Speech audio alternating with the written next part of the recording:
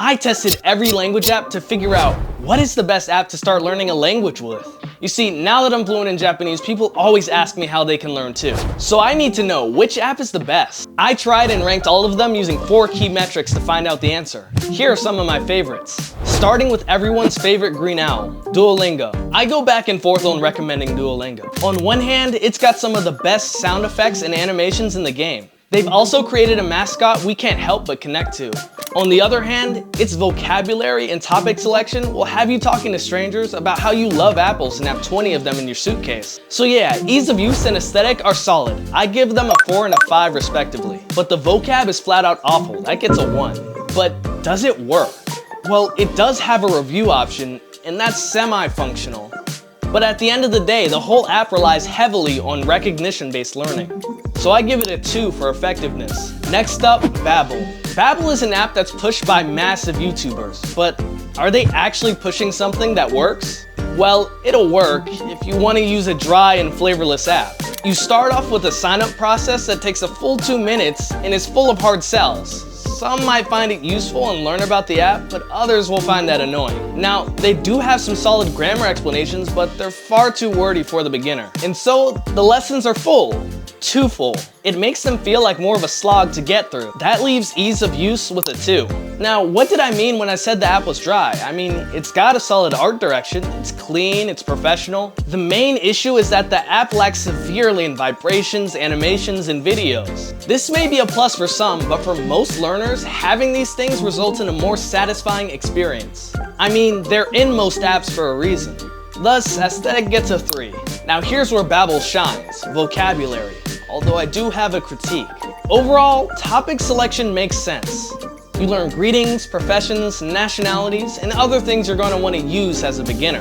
My only critique is that these topics would benefit from relating to each other more. The flow from topic to topic is logical, but not cohesive.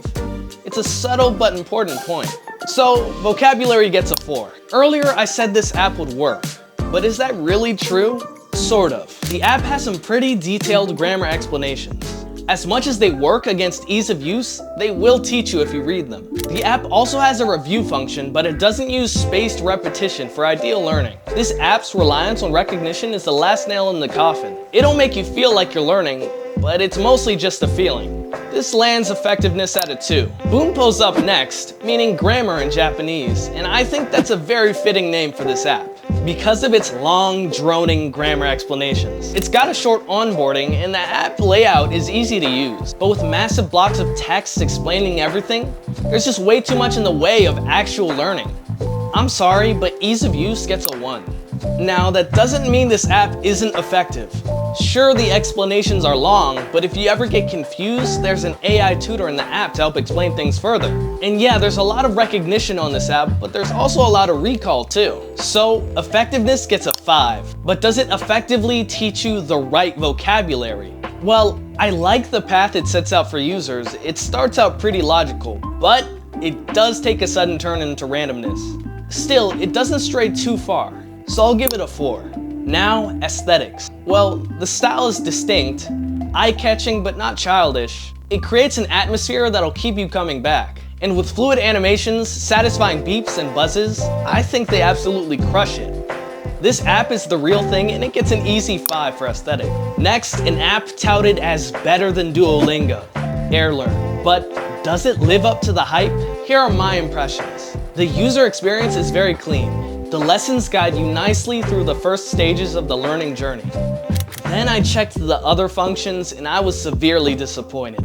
Everything is shallow, but then I realized that's exactly what works in AirLearn's favor. Its flow is razor sharp, designed to give the user a highly curated learning experience. So for ease of use, I give it a 5. But what about aesthetics? Well, when I heard it was better than Duolingo, I was unsurprised to find that the mascot was a cute animal. I was, however, surprised to find myself liking him a lot more than the Duo Owl. The color palette uses a lot of blue, but that works in its favor, creating a relaxing atmosphere to go along with its cloudy aesthetic. This app is clearly meant to put the user at ease, and they succeeded. My only real gripe is that they do use AI art for the images, and it can be off-putting. For that reason, I give the aesthetic a 4. Vocabulary, a very difficult thing to get right.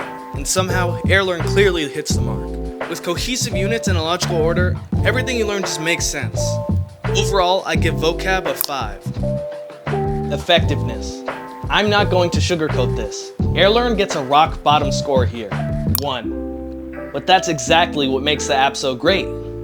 It's not meant to be some intense academic challenge.